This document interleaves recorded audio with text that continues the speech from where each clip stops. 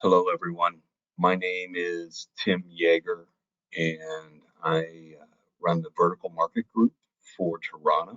And thank you very much for attending today. I am going to hold off, give another minute for some more people to filter in, and then we'll get started. Thank you.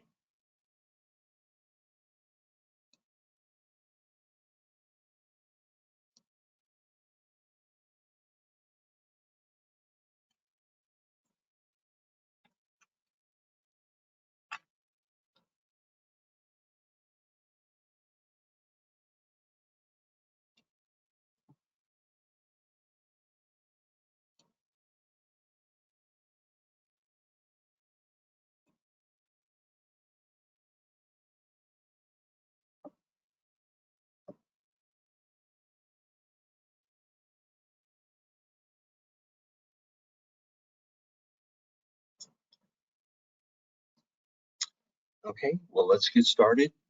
Again, my name is Tim Yeager. I manage the vertical market group over at Tarana, and I'd like to thank Wincom for hosting this webinar today. And what I'd like to do is, if you have questions, please put them into the question box, and I will address those questions at the end. And we are also recording today's webinar, so it will be available on demand. Just contact your Wincom sales rep and they can get you the information. So today we're going to talk about next generation fixed wireless access and municipal networks, and then also utility networks. We're going to cover some pieces with them as well.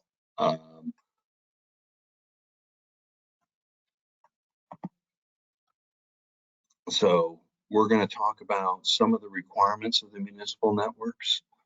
Who is Tarana Wireless? For those of you don't know who we are. What makes us different from traditional fixed wireless radios? How we're addressing some of the requirements of municipal networks.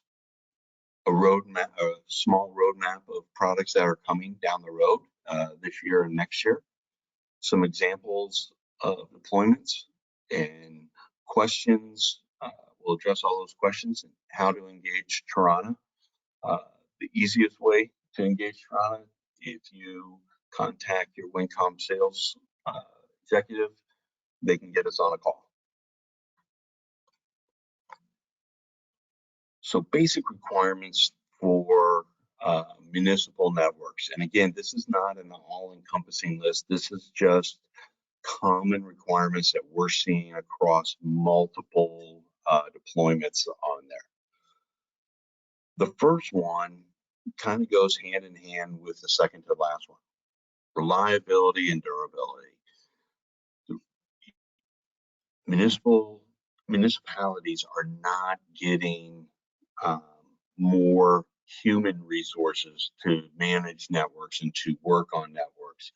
So they have to work with the resources that they have. What that means is they don't have time to constantly be working on the network and making sure it runs correctly. So once the network is deployed, it needs to be reliable.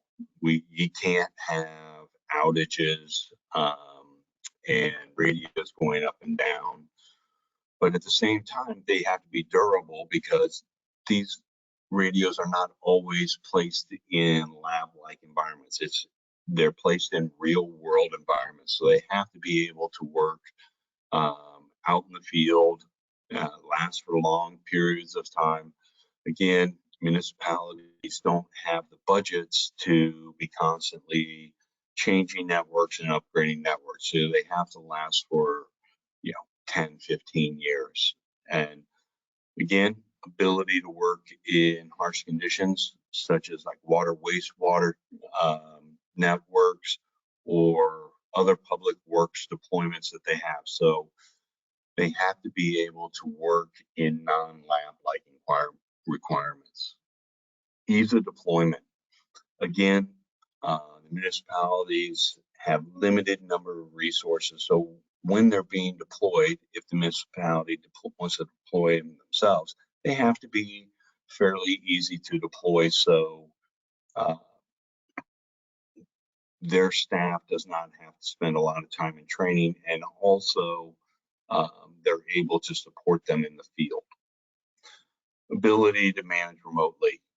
Again, most of these networks are being deployed across a city where, depending upon the size of the network, it may take a while to get out to a site, and you don't want to have to go out to a site to just manage or control the radio. So they have to be able to be managed from a centralized NOC or other centralized location. Increased demand for data. Cities and municipalities are no different than our own households. A few years ago, having internet at 10 megabits per second would have been a dream for most of us. And now we are all demanding 25, 50, 100 megabits per second for our homes. Cities are no different. They are monitoring remote assets. What used to be managed once a day to get a reading on a remote asset may be managed every 5 minutes now. Video is starting to be deployed into municipal networks, and that takes a lot of data as well. So you must be able to handle the amount of data that these municipal networks are generating. Upload speed. One of the things that the pandemic taught us is upload speed is as important as download speed. On the municipal networks, again, you're remote monitoring sites out there within the network. So you're getting information from that site, which has to be uploaded to the network, and then decisions are made upon that data. And again, as more and more video gets deployed out there, remote monitoring of video, you have to have a high upload speed. And then security. None of the municipal clients want to be involved in any kind of security impacted intrusion or any other security incident. So you need to make sure that the network security on these networks is robust as well. So who is Tarana? Tarana is a fiber quality fixed wireless access broadband manufacturer. Been in business 14 years. We started shipping this generation of product and this iteration of product October of 2021. So the first 12 years was mostly focused on R&D. We are based out of Milpitas, California, so a lot of Silicon Valley investment has come into our company. We have over 28 patents right now, with more pending. Our current offering comes in 2 different frequencies. One is the 3 gigahertz CBRS frequency, and one is the 5 gigahertz unlicensed frequency. Later on this year or early next year, we will be releasing the 6 gigahertz product once the standard is ratified by the FCC. And so we will be expanding our portfolio to add another frequency on there. G1, which stands for Gigabit 1, is designed from the ground up. So we looked at the existing fixed wireless technologies that are out there, and we decided they all have some inherent issues with them. So we decided to design from silicon on up to help resolve some of those difficulties. So again, we started shipping product in October of 2021. We have well over 250 active production networks out there, and we're growing on a weekly basis. And that doesn't include the pilot networks that we're having in the lab tests as well. Again, we are based out of Milpitas, California. We do prototyping and engineering based out of Milpitas, and we do qualify for Made in America. So when we started to develop the product, we noticed that 3GPP chipsets and Wi-Fi chipsets were the predominant chipsets that people are using out there. Both these chipsets are very good for what they are originally designed for. The 3GPP chipset is the chipset that is in your cell phone and is designed for mobility. And then I think almost everybody now is familiar with Wi-Fi, and that chipset, again, for what Wi-Fi is, it works very well. But when you start to make modifications to those chipsets to hit fixed wireless access, you start to run into problems. And what we've decided to do is we solve those problems by building a chipset that is 100% dedicated to fixed wireless access. So there is lots of buzz out there about Wi-Fi 6 right now, and then also 6 gigahertz product.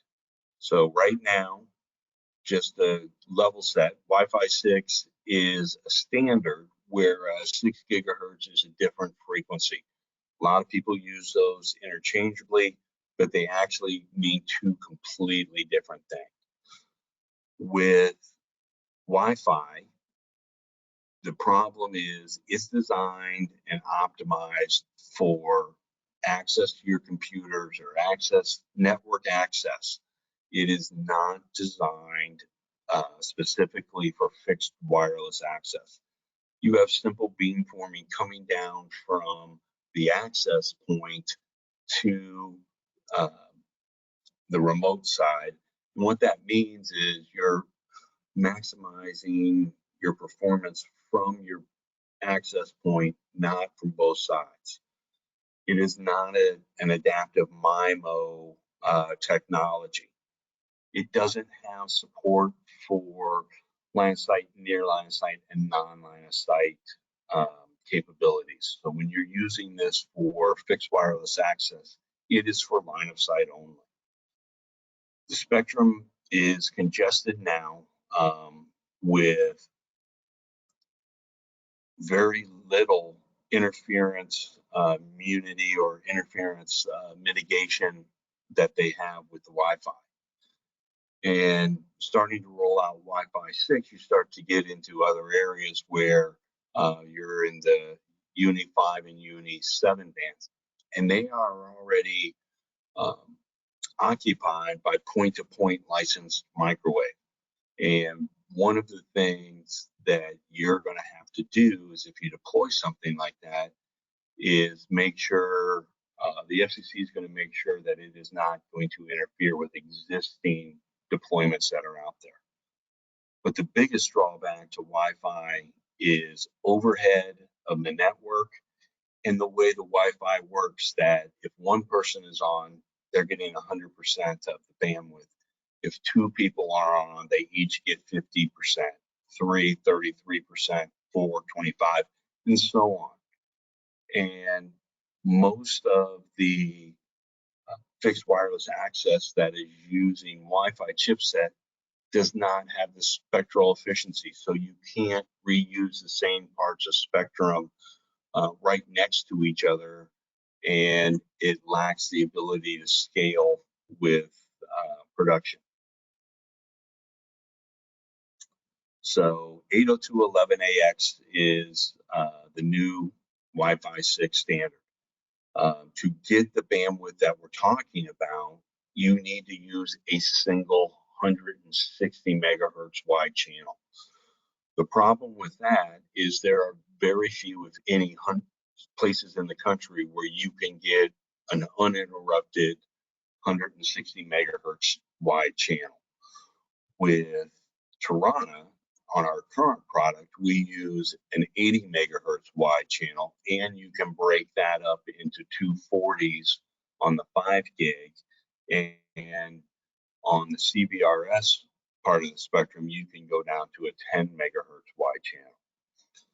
And what I've done on this slide is there are various scenarios that you can deploy in, with the top scenario being the best case scenario, with your bottom case 5 would be your hardest type of deployment.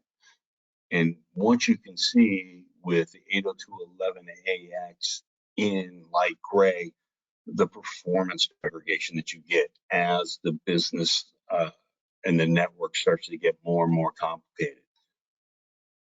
Tarana is not immune to physics by any stretch of the imagination, but since we are developed and designed specifically for fixed wireless access, we still take some degradation as the business cases get more complicated, but not to the extent that a Wi-Fi based product does.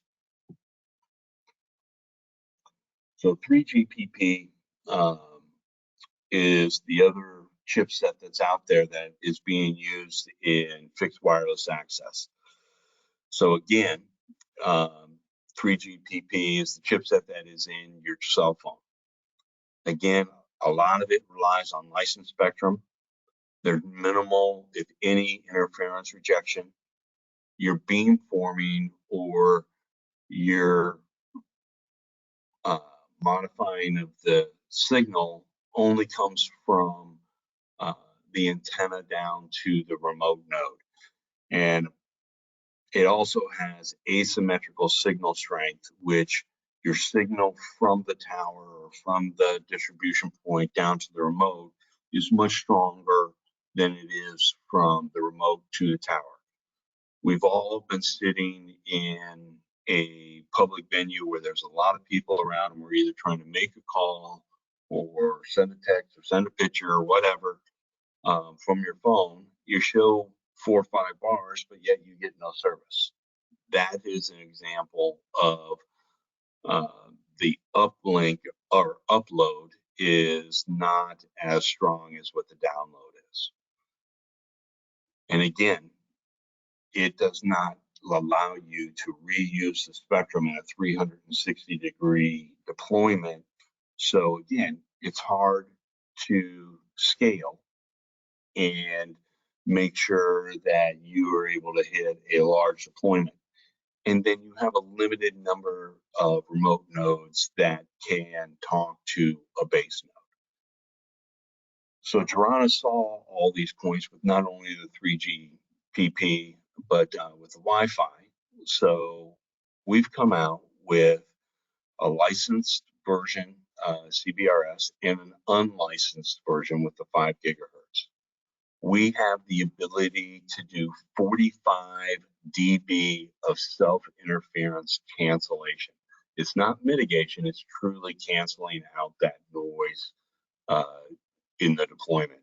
So what that does is that allows the radios to have a conversation in a quiet environment than as opposed to with the noise that's out there with other networks. It's like trying to have a conversation in a large party.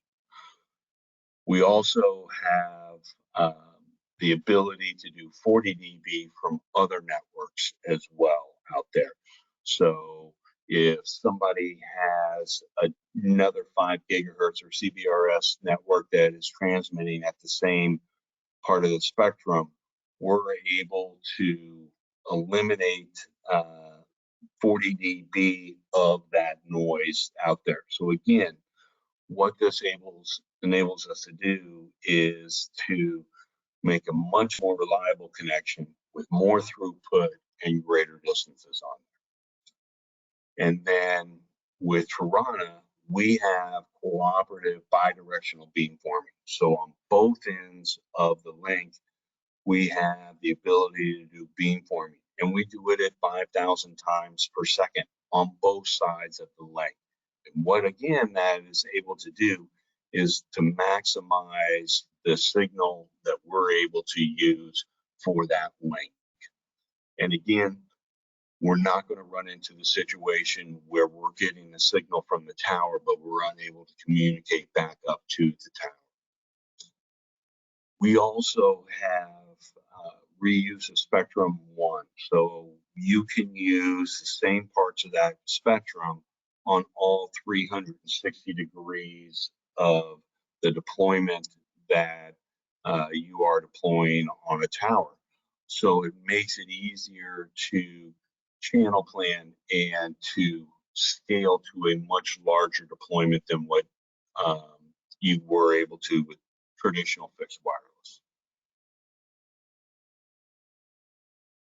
So how is Tarana addressing the needs in municipal and utility deployments?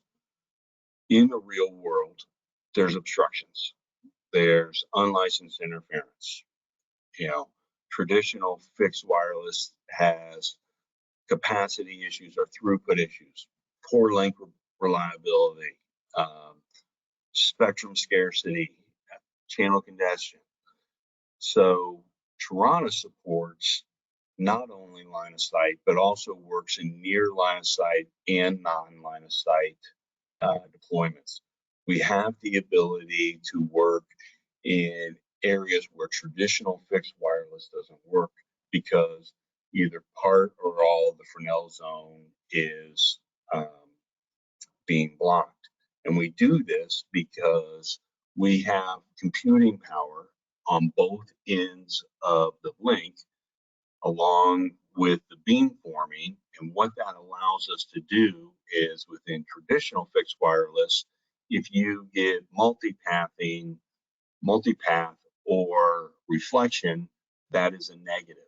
We embrace multipathing and we embrace reflection, and we have the ability on both sides to put that signal back in phase so we can actually use that part of the signal. And again, it makes our link much more reliable, much greater throughput, and gives us some extra distance that we can use compared to traditional fixed wireless. Tarana, again, has interference cancellation, not mitigation, for both self-interference and interference from other networks. We have the ability to do high throughput on our links where a traditional Tarana remote node has the capability of doing upwards of 800 megs of throughput, with that increasing later on this year with some of the other enhancements that we have. And again, with the spectral efficiency, with being able to use the same parts of the spectrum on a tower as opposed to traditional fixed wireless where you have to use multiple parts of the spectrum on the tower, we're able to scale much better. Again, with uniform service delivery, with the power at the remote side being equal to the power at the base node, you're able to get uniform communication through the deployments. So when we're deploying Tarana, we try to deploy when possible to 100 by 100 standards. Right now, broadband is 25 by 3, soon to be 100 by 20. If you're looking at some of the federal guidelines that are coming out there, with the ability to do 100 by 100. That is what we designed to those parameters. We have a high capacity of remote nodes per 90-degree sector that we have in our network. So our base nodes are a fixed 90-degree sector, and we have the ability to service upwards of 200 of those remote nodes per sector. So each one of our remote nodes has the ability to service 2.4 gigabits per second of throughput per base node. And depending upon what rate your customers are looking for or a various site is looking for, we have the ability to support, again, upwards of 200 subscribers per base node. Solid connections despite obstacles, whether it's a building tree, moving vehicles, embracing our multipathing and reflection, we're able to maintain those connections. We did a deployment in Tulsa where we had a remote node about 6 feet off the ground, and it was a very high noise environment. Actually, there was a tower less than a mile away that was connecting and shooting 5 gigahertz signal um, through that whole area.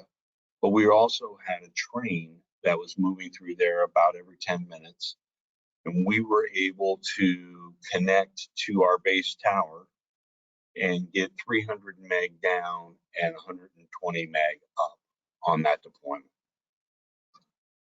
Because Tarana has the ability to support near line of sight and non-line of sight remote nodes, you don't have to deploy as many vertical assets to cover the same area that you would with just using traditional fixed wireless that has line of sight. Again, we have the ability to do both 5 gigahertz and 3.5, so you have an unlicensed option for you to use, not just licensed options. And we are deploying those in very high noise environments, so we do know it is working on there. The remote node is a very simple installation. It is you point it towards the tower. It will self-align once you get to that tower and optimize the performance. So you don't have to do a bunch of configuration on the remote side. Some roadmap. So we understand that 6 gigahertz will be opening up, and in anticipation of that, we have made our remote nodes being able to operate in both 5 gigahertz, and then when 6 gigahertz becomes available, we'll be operating in the upper part of 5 gigahertz and 6 gigahertz with just a firmware upgrade. And currently, we are able to support 800 megabits per second for a remote node. But when this happens, we'll be able to support 1.6 gigabits per second on there. So you can upgrade existing networks without having to remove all of the remote nodes that are out there. When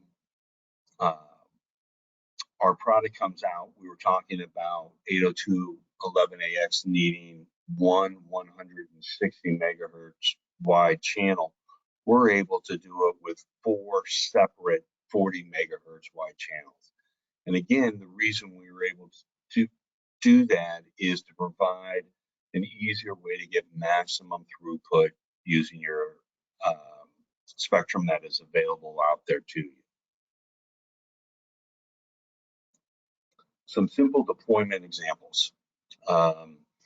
As we all know, with the broadband funding that is coming out there, fiber is being deployed, or cities have already deployed fiber.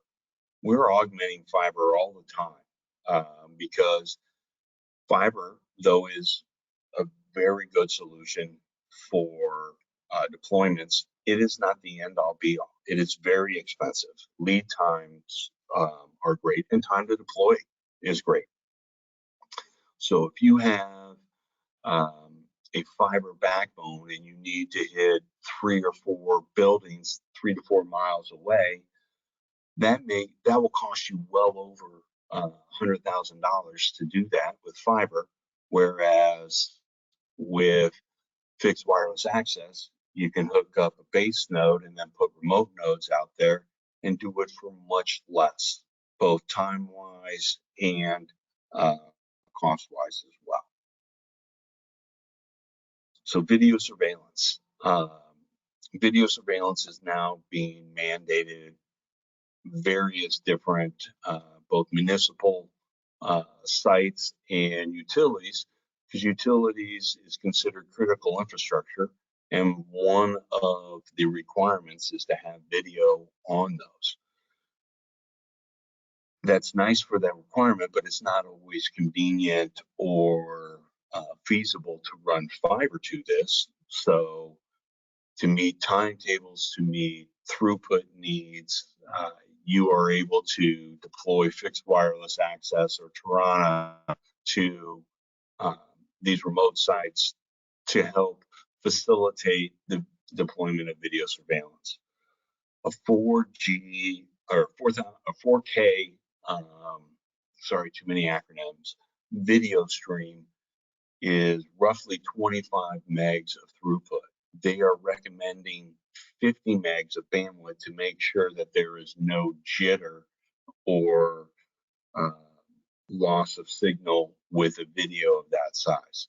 So as you can tell, by deploying out multiple video cameras, you start to get to a very large bandwidth at any given time. Public Works. So worked with a city. They were getting ready to do a new control system for irrigation control for a city park. We were able to deploy a Tarana network for the same cost, actually a little bit less than what they were able to do their industrial radios for. And we're able to give them well over 100 megs of download and upload at these locations versus the 4 megs that they were getting with the industrial network.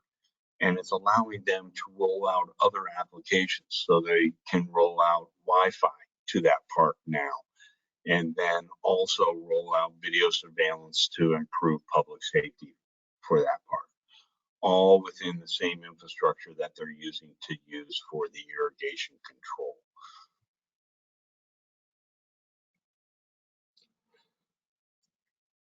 So we all have probably heard of municipal wanting to roll out fiber along a downtown corridor or something like that, and the conduit already being full. Work with a city that wanted to deploy a video solution and automation solution for traffic control. And they wanted to be able to detect traffic flows plus pedestrian flows as well, to justify some of the expenses that they have done for the traffic community there. There was no room in the fiber, so they had to deploy a fixed wireless access network. Problem is, it was in the downtown of a city, so you have wireless ISPs using that space, plus Wi-Fi networks for hotspots and other parts from the businesses that were located down there. So traditional fixed wireless was not going to work. But what we were able to do by using Tarana is we were able to cancel out the noise congestion that was already there and still be a good neighbor to those networks and be able to provide a reliable, stable network to the city to be able to use this for their traffic analytics that they wanted to be able to do. Other reasons municipalities are deploying next generation fixed wireless: traffic infrastructure, not only for traffic control, but some are deploying for on-ramp, off-ramp traffic control, public safety reasons on there. Again, other parts of the public works network whether it be a water, wastewater deployment to hit the city needs that they're wanting to do. We're also starting to see cities start to market that they are small business or business friendly, and high-speed broadband is one of the tools that they're starting to show out there as a reason to be small business friendly. And you can't future-proof a network completely, but what it does by deploying Tarana on the next generation fixed access, it gives you a longer time to be able to deploy these assets and make them usable for the city, because we can do the speeds and the various profiles to meet the city's needs, as opposed to the traditional fixed wireless that's out there. How to engage us. So this is all my contact information. Again, feel free to reach out to me. Mark Billets is the sales engineer that I work with the most, and he's familiar with both municipal deployments and utility deployments.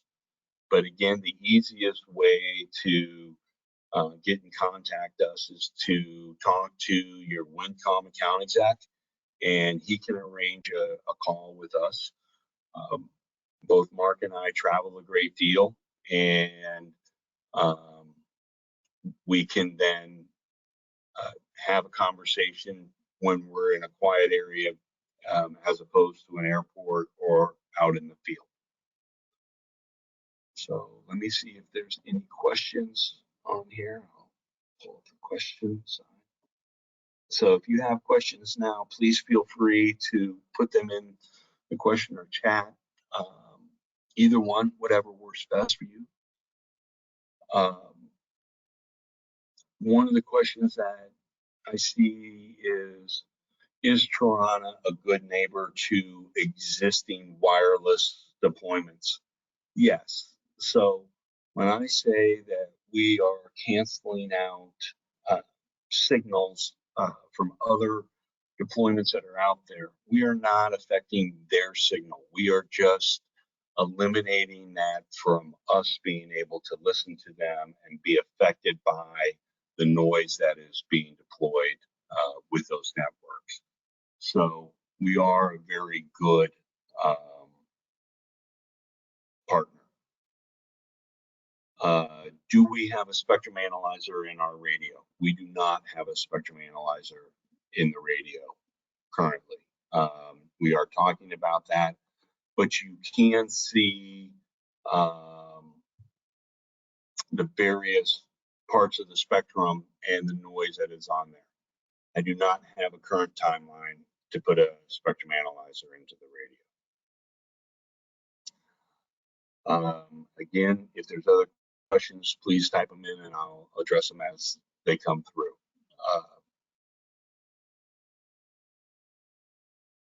Another question that I saw is, if you have multiple departments, how are you keeping them on separate traffic? And that's simple with VLANs. We've done simple VLANs for public safety, some for public works, and then some for other departments within the cities as well.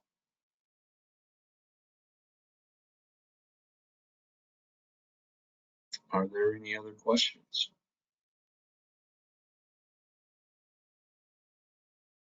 So I think we're good. Again, if you have questions after the webinar is over, please feel free to reach out to either myself or your Wincom sales team, and we'll get those questions answered. We are having a webinar next week on the 1st, dealing with schools and some of the challenges that they're facing, and some of the solutions that we're putting together. So please feel free to reach out to us on that. So with that, Since there are no more questions, I'll let you guys go and have a pleasant afternoon. Thank you very much for your time.